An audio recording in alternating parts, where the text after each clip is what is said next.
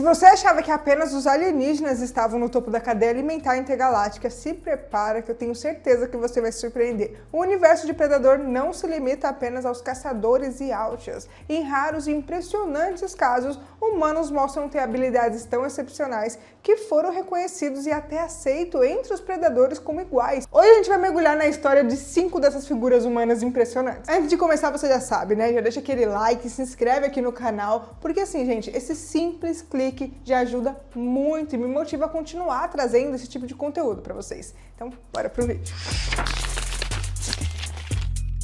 E aí pessoal, tudo bem com vocês? Se você não me conhece, acabou de chegar aqui no canal, bem-vindos, eu sou a Taila Moitinho. Bom, bora começar aí com a Machiko Noguchi, que não foi apenas uma administradora ou uma sobrevivente, ela foi uma lenda viva. Nascida no Japão, a filha de Akira Noguchi, Machiko teve uma infância confortável, mas marcada pela sombra do perfeccionismo. Tudo desmoronou quando seu pai foi exposto a um esquema de desvio de dinheiro e, incapaz de lidar com a vergonha, ele tirou a própria vida. E esse evento foi um divisor de águas na vida dela, porque antes ela era uma garota bem alegre e ela acabou se tornando uma jovem fechada e apenas determinada a restaurar a honra da família. Ela ingressou na poderosa Shigusa Corporation e rapidamente mostrou o seu valor. A sua inteligência, disciplina e dedicação lhe renderam a posição de administradora da colônia Ryushi, um planeta árido com 2 sóis, usado principalmente para a pecuária de criaturas extraterrestres chamada Rintes, que era criada como fonte de alimento para os humanos. Mesmo sendo eficiente no trabalho, a Machiko era uma figura solitária e mantinha a distância dos colonos, evitando laços emocionais.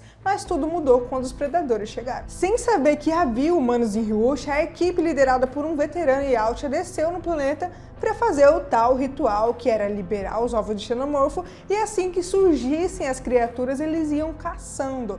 Mas os humanos foram pegos ali no fogo cruzado, porque quando os ovos eclodiram, a devastação foi imediata. Colonos assassinados, instalações destruídas e o caos foi absoluto. Gente, eu fiquei pensando, como que esses doidos desceram assim? No meio dessa loucura, a Machiko revelou algo que nem mesmo ela sabia que tinha, uma resiliência feroz. E em vez de se esconder ou fugir, ela tomou as rédeas organizando os sobreviventes e buscando soluções. E isso chamou a atenção do Dachshund, que é o líder Yautja, que também percebeu o erro cometido ao liberar os xenomorfos perto dos humanos. E uma coisa inesperada aconteceu, né? A Machiko e o Dachshund uniram forças e essa aliança improvável rendeu cenas memoráveis. Enquanto os humanos viam o predador como um monstro, a Machiko lutava lado a lado com ele, aprendendo a usar as armas Yautja e demonstrando uma coragem incomum. O clímax dessa história também aconteceu quando a Machiko enfrentou a própria rainha xenomorfa. Sozinha, armada apenas com a determinação e habilidade, ela conseguiu matar essa criatura, um feito tão impressionante que o Dachshund a reconheceu como uma igual.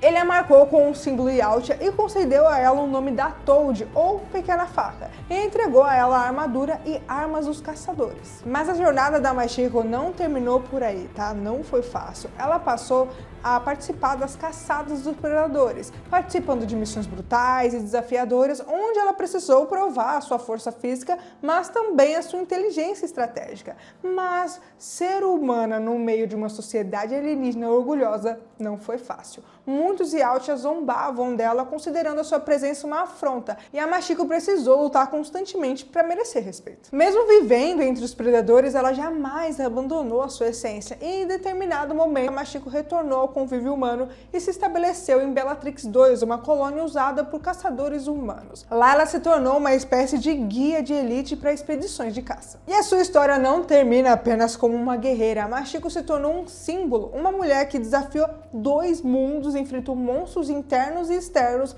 e redefiniu o que significa ser honrada. Mais tarde, ela retornaria à ação em conflitos interplanetários, enfrentando predadores renegados e ajudando os fuzileiros navais em combates épicos. Sempre usando a armadura Yautja e usando aquelas lendárias lâminas de pulso, e sempre honrando também a sua dupla herança. Royce não é apenas mais um no vasto universo do Predador. Ele representa o lado mais sombrio e complexo da natureza humana. Ex-veterano das Forças Especiais dos Estados Unidos, Royce era um tipo de homem que sabia navegar entre a vida e a morte como poucos. Ele entendia táticas de guerra, armamentos e, acima de tudo, como sobreviver onde outros falhavam. Mas não pense que ele era um herói tradicional. Pelo contrário, o Royce era frio, calculista e guiado pelo instinto de sobrevivência, muitas vezes deixando a moralidade de lado. O seu passado carregava cicatrizes profundas. Durante a missão nas Filipinas, um erro de inteligência o levou a demolir um prédio que, sem que ele soubesse, abrigava uma escola cheia de crianças. Esse episódio não apenas marcou ele para sempre, mas também destruiu qualquer traço de humanidade que ainda tinha nele. Aos olhos dos outros, ele virou uma máquina de matar sem consciência, mas para os contratantes do submundo, ele se tornou ainda mais valioso. As suas tarifas dobraram e a sua reputação cresceu. Ele foi contratado para caçar e eliminar um líder rebelde na África, e ele sabia que ia ser traído logo depois da missão, então ele exigiu 2/3 do pagamento adiantado. Mais uma prova que ele era muito esperto. Usando as habilidades de sniper, o Royce reduziu a guarda do inimigo até o ponto em que ele pôde se infiltrar na base, eliminando todo mundo, incluindo o Travis, um velho conhecido das operações especiais. Mas aí vem um ponto de virada. Enquanto ele pensava que estava no controle, os predadores estavam de olho nele, impressionados com a sua eficiência brutal. Eles o abduziram e transportaram ele para o temido planeta reserva de caça. Um lugar onde humanos, assassinos, soldados e criminosos eram jogados para servir como presa no jogo mortal dos Yautjas. O Royce acabou acordando aí na selva desconhecida, usando ainda o seu paraquedas, e logo percebeu que não estava sozinho. Entre os sobreviventes estavam figuras como Isabelle, uma sniper das Forças Armadas de Israel, o Nikolai, um brutamonte das Forças Especiais Russas, o Hensel, um yakuza silencioso e letal, entre outros, porque tem mais personagens, tá, galera? Mas olha, a dinâmica deles era bem intensa, eles não confiavam um no outro e eles sabiam que só os mais fortes iam sobreviver. O Royce, relutante, assumiu a liderança do grupo e ele não era movido por altruísmo, tá? Ele apenas sabia que precisavam de organização ali para sobreviver. E ao longo da jornada, ele se tornou uma espécie de anti-herói, salvando o grupo em vários momentos, mas sempre deixando claro que a prioridade era a própria sobrevivência. Com o tempo, o Royce não apenas sobreviveu, ele evoluiu, ele começou a entender os padrões de caça dos predadores, aprendeu a antecipar suas armadilhas e principalmente a usar suas fraquezas contra ele. Esse jogo psicológico elevou o Royce ao status de quase igual aos Yautja, tanto que em um momento decisivo, um predador forneceu a ele uma armadura adaptada e armas especiais, um reconhecimento que é raro, praticamente uma oferta de desafio à altura. Vocês achavam que não podia ficar pior, né? O ápice dessa história veio com a chegada de um dos oponentes mais formidáveis do universo Yautja, o Predador com 4 braços. Uma criatura que não era apenas fisicamente monstruosa, mas também intelectualmente afiada. A luta entre o Royce, a Isabelle e essa aberração foi uma batalha estratégica. Eles não venceram com força bruta, eles venceram com planejamento meticuloso, armadilhas improvisadas e uma confiança mútua construída à base de sangue e desconfiança. E mesmo após os eventos do filme, o Royce continuou vagando naquele planeta e ele sobreviveu por quase 2 meses, enfrentando novos caçadores enviados para testá-lo. Eu acho legal porque o Royce simboliza o que tem de mais cru e brutal no ser humano: a capacidade de adaptação diante do caos, a habilidade de transformar o trauma em sobrevivência e a disposição para cruzar qualquer limite quando confrontado com a sua própria extinção. Karen Delacroix não era uma guerreira por nascimento, mas sim por transformação. Ela surge no universo expandido de Alien vs Predador através dos quadrinhos A Mais Mortal das Espécies, uma obra ousada que mescla horror, ação e drama psicológico. A Karen era um protótipo perfeito para a elite decadente da Terra, uma esposa troféu geneticamente modificada para ser a parceira perfeita de um magnata poderoso chamado Lucian, mas ali na superfície luxuosa tinha uma mulher cheia de inquietações. O mundo dela estava prestes a virar de ponta cabeça quando a Terra foi infestada por xenomorfos. Os ricos e poderosos se isolaram em verdadeiros paraísos orbitais chamados Skylines. Um deles era o Liberté, governado por uma inteligência artificial chamada Toy. Mas como a gente sabe, nem mesmo no espaço o terror pode ser contido. A Karen começou a ser atormentada por pesadelos recorrentes com predadores, mas ninguém ao seu redor estava levando isso muito a sério, até que os sonhos viraram realidade. A Carol foi abduzida por um dos predadores mais lendários do universo expandido, a Big Mama, uma fêmea Yautja que era rara e bem temida. Ao contrário do que a Carol e todos poderiam imaginar, a Big Mama não caçou ela por esporte, pelo contrário, ela enxergou na Carol algo incomum, um potencial bruto. Ao lado da Big Mama, Carol descobriu um novo propósito. Ela não era mais apenas aquela socialite desorientada. Ela virou uma guerreira, desenvolvendo habilidades que jamais imaginava possuir.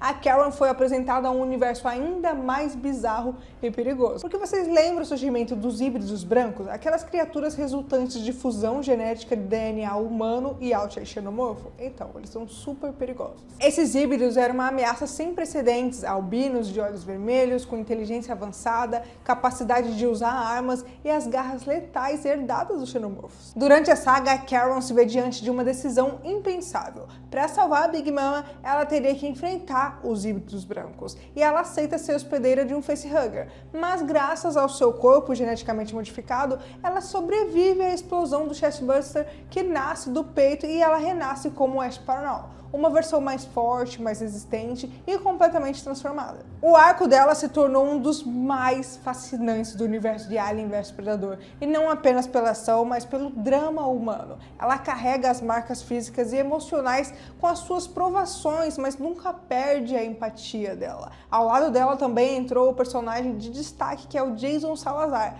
um chefe de segurança que começa como antagonista, mas depois ele acaba se juntando com a Ash e com a Big Mama na luta contra as ameaças híbridas. E o Salazar também passa por uma espécie de iniciação, aprendendo a usar as armas Yautja e ajudando a virar o jogo contra os inimigos. No jogo Predador Selva de Concreto, a gente conhece o Hunter Borgia, filho de Isabela e Bruno Borgia, e a cidade onde eles viviam, que se chama New Way City, que foi destruída pelo predador Scarface. Quando bebê, o Hunter quase não sobreviveu porque ele nasceu como uma criança atrofiada e fraca. Em um evento improvável, ele foi banhado pelo sangue dos Yautja, famoso aí por suas propriedades de regeneração. Crescendo obcecado pelos predadores, o Hunter usou os recursos da poderosa indústria dos seus pais para estudar, capturar e até clonar as tecnologias Yautja. Mas mexer com fogo tem um preço. Quando o Scarface voltou para recuperar a honra e as tecnologias roubadas, o Hunter decidiu ir além. Ele fez um experimento brutal que o transformou em um híbrido humano Yautja. No entanto, nem toda a força artificial do mundo conseguiu vencer do Scarface, e ele acabou sendo marcado como um símbolo no legado dos Borgia. Buddy Wilcox é talvez o mais humano de todos aqui predadores humanos dessa lista, e justamente por isso é um dos mais fascinantes. A sua história é contada na HQ Predador Kindred e é marcada por trauma, redenção e uma luta que vai muito além do físico. É uma batalha psicológica. Tudo começa em Fear Creek, uma cidadezinha pacata no Oregon, quase um daqueles lugares que parece estar parado no tempo, sabe? Em 1958, o Buddy ainda era apenas um garoto tentando sobreviver a uma infância difícil do lado do pai violento, controlador e emocionalmente abusivo. Para o pai do Buddy, ser um homem de verdade significava aprender a caçar, enfrentar a natureza, fosse ela humana ou selvagem, e numa tentativa de forjar o caráter, ele arrasta o Buddy para caçar nas densas florestas da região, transformando cada momento numa lição dura e muitas vezes cruel. Mas naquela noite, algo inesperado aconteceu. Um predador chegou à cidade. Quando o pai do Buddy ouviu os barulhos do lado de fora da cabana, ele foi verificar e nunca mais voltou. Ou seja, né, o pai dele foi de arrasta. E o jovem Buddy acabou vindo tudo de relance da criatura que marcou seu pesadelo por décadas. Um caçador alienígena que rasgou seu pai em pedaços com uma facilidade doida. A gente avança no tempo aqui e 30 anos depois, o Buddy se tornou um homem totalmente diferente do pai dele, e ele construiu uma vida simples, honesta, é um marido dedicado e um pai amoroso. Mas as cicatrizes emocionais dele do passado nunca sumiram, e ele carrega os traumas daquela noite como se fosse um peso silencioso.